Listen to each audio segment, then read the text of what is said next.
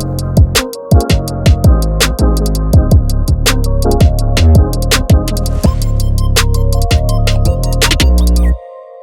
guys, what's going on? Coach Luca here with Vigor Fitness and Performance. What I want to do today is take you through a athlete template. Now look, listen, there's so many different templates that you can do. There's so many different ways that you can do it. This is just something that over time has kind of become, I would say, almost a baseline, a foundation.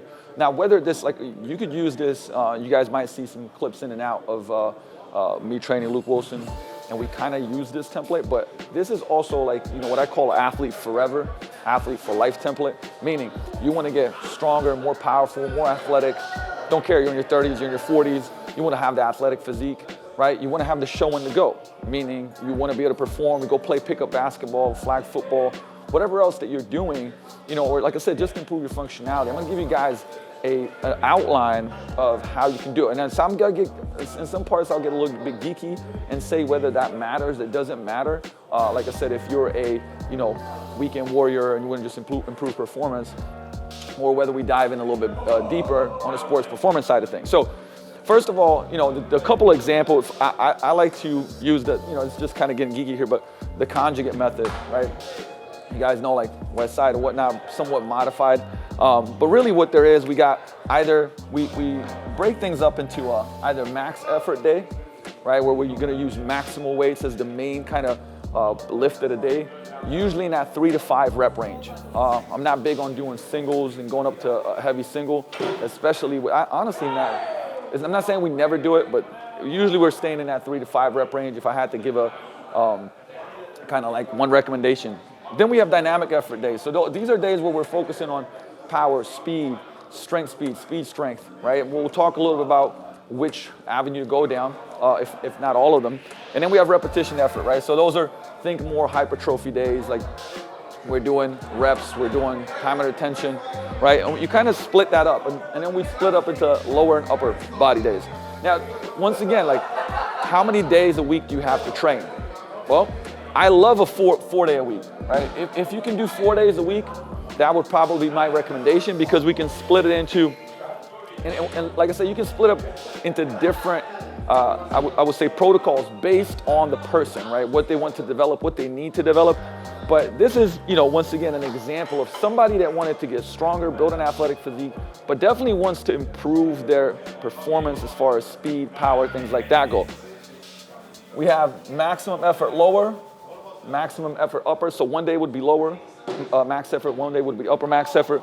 Then we'd have a dynamic effort lower day, and we do a split of like a dynamic effort, repetition effort, upper day, right? So this is like a great template. Once again, there's a lot of ways to do this, but this is a great template that you can kind of take and steal. I think that works really well.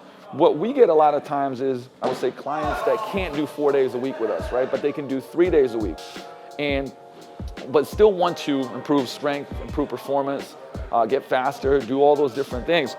Now we might go to a 3 day a week where we do a max effort upper day, a max effort lower day, and a dynamic effort full day, right? So it's one day we're really focusing on speed of the upper and lower body. And now the thing is, you might be like, oh, is that no, there's all different ways to go, right? So somebody said, hey, I really want to develop more power in my lower body, but I want to kind of build some extra muscle in my upper body. Well, we might go max effort lower day, repetition effort upper day, and dynamic effort full day, right? So there's a lot of ways to go about it. I just wanted to give you guys some examples here. And what, you know, and this is kind of like veering into a little bit more, I would say, assessment based for the athlete and the client. So we do something just a static versus dynamic proficient athlete, and that determines what, you know, even in the training, are we going to be doing more plyometrics, jumps, sprints, hops, throws, explosive stuff based on this test. And it's a simple test where, for instance, you do a max vertical jump from the spot, and then you do one jumping down from a box and then up. And really what it determines is somebody very elastic, right? Meaning, do they have good elasticity and they just aren't strong, or is somebody pretty strong but they don't have elasticity, right? Because it determines what should we do. If somebody's like really elastic but they just lack strength, we're not going to be doing as much of plyometrics. What we'll be doing is max strength work. We might do an explosive work like 0 to 60 stuff, right? But we're not gonna do as much plows because that would actually beat them up. Now, if somebody, like I said, is static proficient, we're definitely gonna put more plyometrics in there. We're gonna do more speed work and things like that. And you could be down, like initially I was kind of like a middle of the ground athlete, meaning I was like somewhere in between, which means that we did both, right? What we like to do here too is also a VBT profile. If we're getting a little bit more serious into kind of sports performances, and that's velocity-based training. And there's just a test that where, we put a push band on the trap bars or on a bench or whatever we're using to show us how fast the bar is moving. And we'll do it at different weights. So for instance, we'll do a trap bar deadlift, lift or jump at 115 pounds, 185 pounds, 255 pounds. So we keep going up with weight to see how fast the person or the athlete can move the bar. And it gives us a VBT profile. And what it tells us is just, hey, at these, I would say, weights and loads, this athlete moves the weight at this speed. And we can determine where they need more work, right? So maybe they can move heavy loads pretty fast, but lighter loads, they don't have a lot of velocity. Okay, so that's what we're gonna focus on. Okay, and so it just gives us a profile, it gives us data, it just shows us stuff, and then we're gonna plug this into the program, right? So I wanted to kind of throw that in there because even if, like I said, if it's high-level athlete, we're diving deep into this, but even if it's, like I said, somebody is just like, hey, listen, I wanna get as explosive as possible, I like to play basketball, I don't wanna get injured, I wanna have that extra step, we're gonna check into this stuff because we wanna basically prescribe the right ingredients into the program to cook the right way and get the result that we want. So this is kind of important here. Now, still, like when we look at a daily training session, right? So we're looking like, okay, how do we program that daily, I would say, training? It still goes back to R7. I've talked about it a lot, but I'll touch on it as far as like, what would we do maybe with an athlete here or somebody that, like I said, wants to become more athletic? So as we go through the R7 system, right, we have R1, which is release, right? So that's our soft tissue release. The things we'll use here is like the athlete while to go, self-myofascial release, foam rollers, lacrosse balls, things like that. We love body tempering. We've gone deeper and deeper into body tempering. Got that from Donnie Thompson, genius. So we have the ex-wife, and we have all the abro mats and all that good stuff. Massage guns. We'll use that with Hyperice Vault, which we love. So, obviously you get some type of tissue release. The athlete will usually come in by themselves, or we might, like I said, with some athletes, I'll roll them out, we'll do some work on them there, right? But they're coming in from wherever. We want to release specific tissues, depending on what they're going to train on as well. From there, we have resets, right? For resets, we use a lot of breathing, right? So if somebody comes in who's super high strung, we kind of want to level out that nervous system, autonomic nervous system, right? So if they're in a fight or flight, we want to kind of bring them back a little bit, do breathing drills. We love PRI to also, I would say, align the joints, right? So we want the joints to be in the right positions. Once again, we'll use tempering for that too, DNS. So just different strategies. And remember, these two things are not taking a ton of time, right? Because you might look at this and go like, I only have so much time to train. This might be like 5 to 10 minutes max, if that, right? Could be 3 to 5 minutes there. Okay. From there we go to readiness. Now this is important, and I gave a couple of examples because readiness is your dynamic warm-ups. But I actually wrote out a couple of examples for people that come in, for example, with some low back tightness issues or tight ankles. So we do a pre-warm-up protocol. Once again, this person can do this. What's cool about this, you can do this throughout the day. It becomes kind of like a movement ritual that's going to help you out a lot regardless. But here's an example of a pre-warm-up for somebody with low back, hip issues. So we might do 90-90 kinetic stretching for 5 reps per side with the bear and like opening, doing those mobility drills. Rectus femoris positional breathing. So think couch stretch, doing breathing drills in that couch stretch, right? Bring that rib cage down. From there, RKC plank, right? So we're gonna activate the core. We're gonna do a side plank, right? Because when people have back pain, it turns down regulates the core. So if we turn it on, put them in better positions, right? That tightness is gonna improve or go away. From there, glute pails and rails. So imagine like I'm gonna show you some ninja stuff like standing, right? So if I'm here, but I'm on a bench and I'm in that glute stretch position, pushing into a pad, pulling away from a pad, doing my pails and rails, activating the glutes, and then doing a glute bridge or lateral band walks, right? That would be my protocol, and I'd have the athlete, the client, go through this 2 times through. And then from there, we'd go maybe into Spider-Man lunge with thoracic rotation, our skips, our A skip, B skip, our cariokas, right? Dynamic movement stuff. For tight ankles, this might be another protocol, right? Where somebody has a lot of, and they're gonna do a lower body day. Well, they might come in and do a toe elevated ankle mobility, right? Where they push the toe into the wall or the weight, and then they start doing ankle mobility drills. So we lock in that big toe.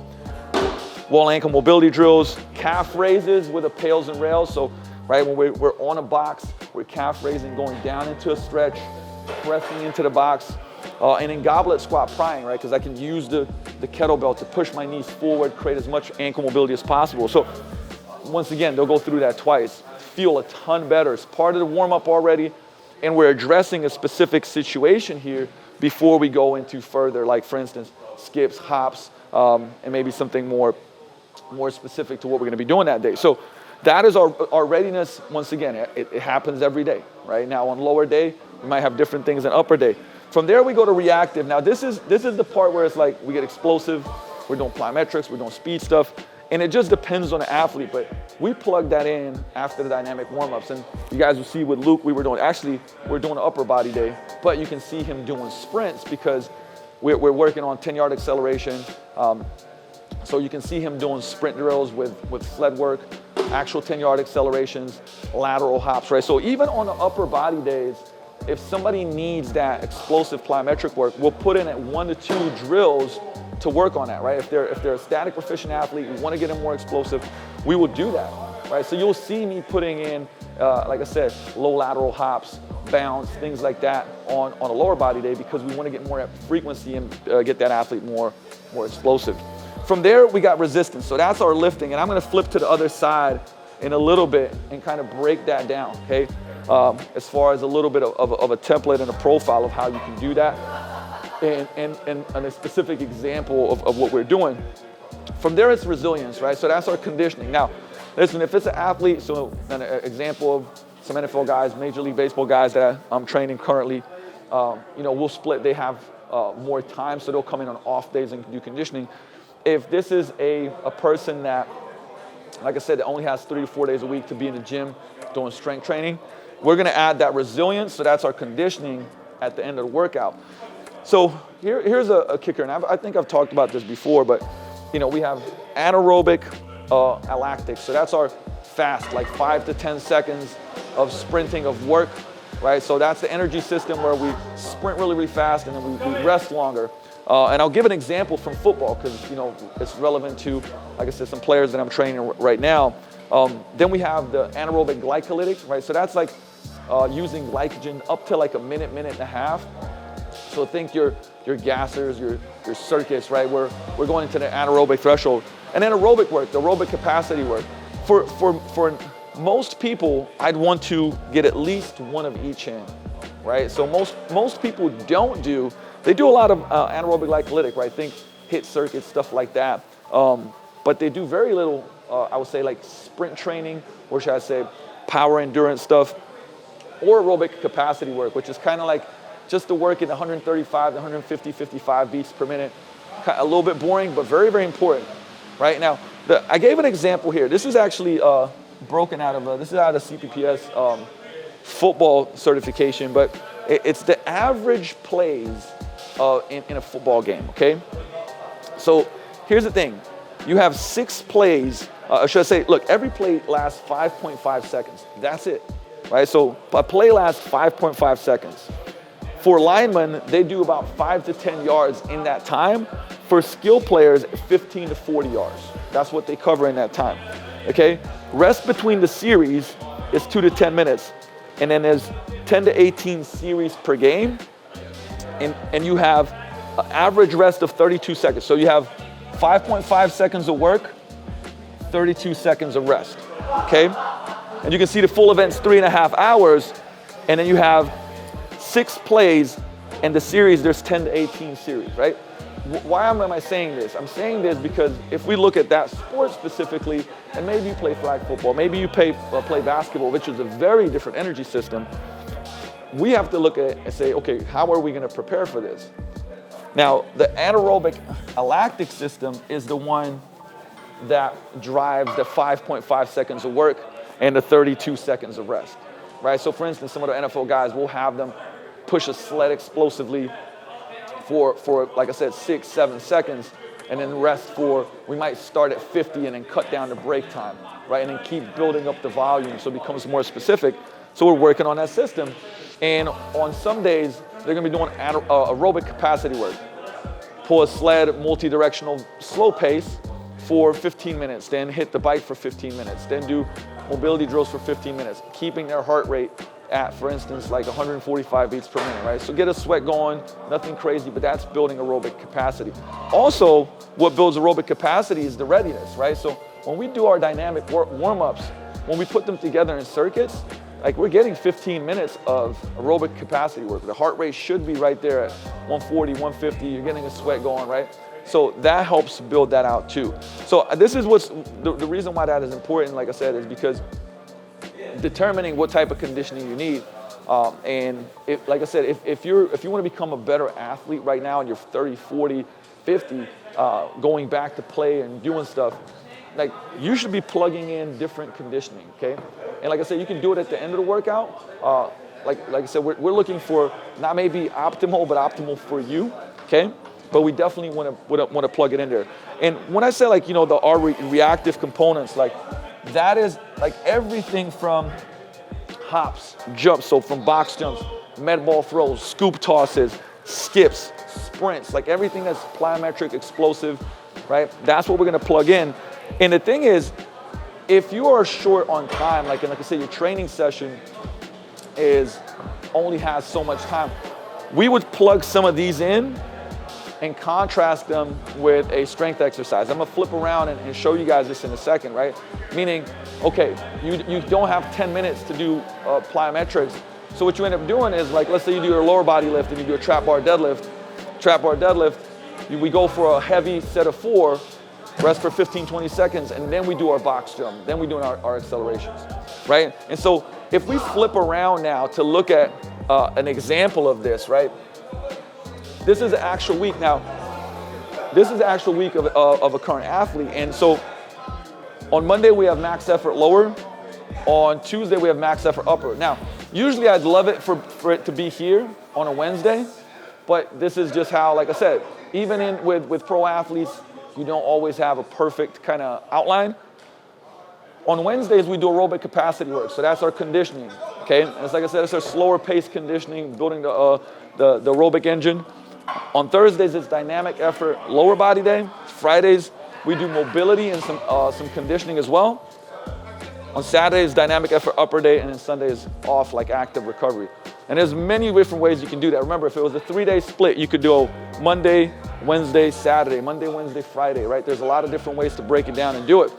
And for instance, right, depending on, I'll show you guys some examples of, here's a max effort, okay? Like template breakdown, and I'll give you a upper and a lower example, and throwing in some different examples if it's a static or dynamic proficient athlete. So on a max effort day, right here I put plyos and jumps, because if that's what like I said, if it's a static proficient athlete, we're gonna do more of that. And for most people, for most clients that come to us and say, hey, I wanna be more explosive and athletic, we're gonna definitely do this, right? Because very few people are I would say working on this, right? So we plug it into the program. From there, we're gonna have a power primer. So that just means the exercise that's gonna help prime the main lift that we're doing. So those for the deadlift, that might be a banded straight lat pull down, okay? For a bench press, it might be a band pull apart series, okay? There's a lot of different ways to do it, but those are examples. From there, we're gonna go to the max effort exercise. Okay, so I give an example here. This is actually Luke's. This is Luke's upper body max effort day is the Kabuki Cadillac bar, right? Really shoulder friendly, and we're going heavy on that, okay? Right now in this phase, we're working sets of 3 on that max effort phase, right?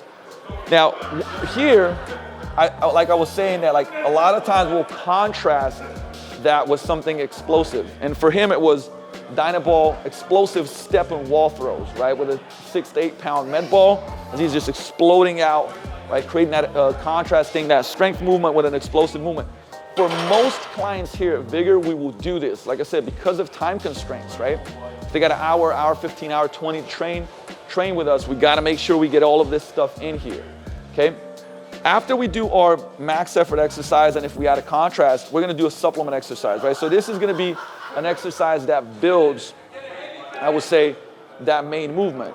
So an example here is with Luke, we actually do dumbbell benches with a pause. We do a pretty long pause. There's a specific way we coach it, but that supports that. We superset it with a T-bar row. So now I like supersets for a lot of reasons. One of them is obviously time, cuts down time. Also gets more volume in the workout.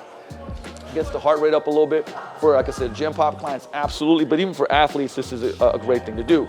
From there, we go into assistance exercises. Now, you know, most of the time you're gonna see about 2 here, depending on what phase I would say in the preseason it is, or if it's a gym pop client. I actually love doing like a tricep here. So you can see here we did an example of face pulls, weighted push-ups under control with a protraction at the top, and then black burns, which are a mobility exercise, but when we do them on an incline, slow, it really works that upper back, good positioning, control of the joint, builds tension, it's phenomenal. So from there, if we were to go into conditioning for a gym pop, I hate saying gym pop, that's a dumb way to say it, for the athlete of life, right? We'd probably end up doing some type of ropes, right? 15 seconds off, 45 off, let's say, or 12 seconds crazy explosive and working on that anaerobic lactic system, right? So that's our conditioning here, okay? So that's our max effort, for instance, upper body day. On our lower day, once again, here we plug in our plyos, and then you can see trap bar deadlift. This is actually Luke's phase right now, and we contrast them with single leg box jumps, okay? So once again, we're just working on specific things here, and that's why it's single leg on landing, mechanics, because we want to get, I would say, certain performance drills up. But from there, we're gonna do our supplement exercises, which is a dumbbell Bulgarian split squats. Again, we're adding the pause, right? So if you look at the trap bar deadlift, it's here. If you do a single leg Bulgarian split squat, it's a very similar pattern, okay? But it's single leg, and we're usually gonna add a single leg exercise there. From there, it's gonna be something posterior chain, so assistance, but for lower, we're gonna do a lot of posterior chain work. Most people are weak on that. So here we do the glute drive, so think hip thrust, but it's a glute drive machine that I really love for a lot of, I would say, of our clients. After that, we got assistance work, so we'll do hamstring eccentric. We have a low roller. We'll do eccentrics, 4-second eccentrics, work on that hamstring durability and strength. And we'll superset it with some core exercises, so stir the pot. We'll add some reverse crunches with an eccentric as well. And if we're gonna do conditioning, it might be some sled work, right? So these are examples. Now, if we were to go into a dynamic day, right? Dynamic days, right here, when we do max effort, okay, this would be an explosive exercise, okay? Now, this could be something like working up to the highest box jumps with quality form for 3 to 5 reps, right? So here's an example of that, right? So let's say we have somebody that wants to jump higher, we'll do box jumps, do dumbbell squat jumps. There's so many different exercises. But what we're doing a lot of right now is that, like I said, velocity-based training. So give an example with Luke, we're doing trap bar deadlift, jumps, okay? And we have that VBT monitor on there, right, that shows us the speed of how fast he's moving. Now, because we tested these things, we can now have some intent and go like, hey, listen, I want you to get to these numbers. I want you to jump faster and higher, and I can show him what he's doing. So now we're developing that, I would say, that physical property that he might have a weak link in, right? And so that might be dynamic effort day. We can do the same thing with upper body, right? So on dynamic effort days, we're doing some type of explosive exercise, Olympic lifting, derivatives, trap bar deadlift jumps, box jumps. There's so many different things that we can do. And then we would still do assistance work. So for instance, right, like on a dynamic effort day, so if this is a dynamic effort day, and we did box jumps, trap bar deadlift jumps with VBT, for instance, I can tell you what the second exercise was. We're still working on strength. We had a safety squat bar,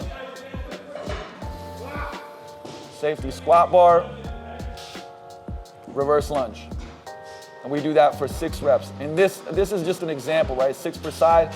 From there we go to dumbbell RDLs, again, posterior chain. You can kind of start seeing what's going on. Now, like I said, you break down each person and find what needs to be worked on, right? Whether we're doing static floating lunges with the toe on a plate because we want to strengthen the foot, the intrinsic muscles of the foot, the big toe.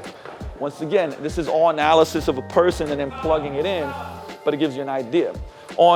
Just a quickie, right? So on if we were doing a repetition effort, it just means that most of that training session, our reps would be in a hypertrophy range. Like, I love the 8 to 12, like maybe even some 6 to 8 there. Adding some metabolic stress, rest pauses, eccentrics. Like I said, it will be easier to understand just going like more of a bodybuilding session, although that might not be the best word. It'll kind of give you a better idea of it, right? So once again, and I like that rotate. So remember, explosive dynamic plyometric work is very challenging on the central nervous system. So depending on where the person is at, like, so let's say you're training throughout the year to be more explosive. There are times where we'll take some of the dynamic work out and put in repetition work, right? So it might be like accumulation, right? So accumulation phase, and then we go to intensification phase and get stronger and more explosive. But in general, I really love the model of conjugate where we can work on multiple properties and organize them in a week and rotate, like I said, intensities and things like that throughout phases, because we can help somebody improve like month in and month out, like year in and year out, right? And this is very malleable. It's malleable to almost any person. Like I said, we use it with the highest level pro athletes. I mean, we're talking about, Cy Young Award winners to NFL super pros to put it this way, to somebody that's coming in and going like, hey, listen, I got 3 days a week. I want to get leaner, stronger, more athletic, and I want to be able to do that year round and something that I can sustain, right? And this template, right? This template works, okay? So this is 15 years now of coaching and developing, and for me being I'll say pro athlete before that, and this is also what I use for my own training the most. And the cool thing about it is that, like, let's say you like a model that is a push-pull legs, arms, for instance, right? Or push-pull legs weaknesses, right? You do a 4-day a week. This R7 and this model of plugging in explosive exercises can easily work for that too, right? It could I could easily flip this and you say, okay, let's do a pull day, and we can organize a pull day with the same format that we just looked at. We can organize a push day in the same format. We can organize a leg day with the same format. Maybe some little tweaks there, but it still works. So that is the athlete template. I would just call it athlete for life template, because if you are at the highest level, you can use this. But like I said, if you want to have training that excites you because you want to get more powerful and explosive and stay healthy, because one of the things that I kind of always mention, but using more joint-friendly lifts. So instead of barbell back squats for most people, we're doing safety bar squats, front squats, double kettlebell squats, belt squats, single leg derivatives, right? Hatfield squats. I mean, there's a lot of variations here, and I recommend that. Same thing, rather than pulling deadlifts from the floor, for most people, might not be a good idea. Maybe, may not be, right?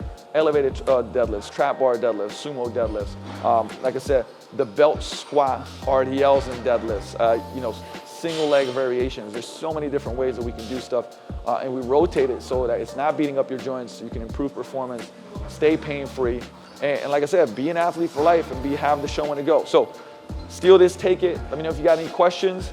I will see you in the next episode, just dropping knowledge. Peace out.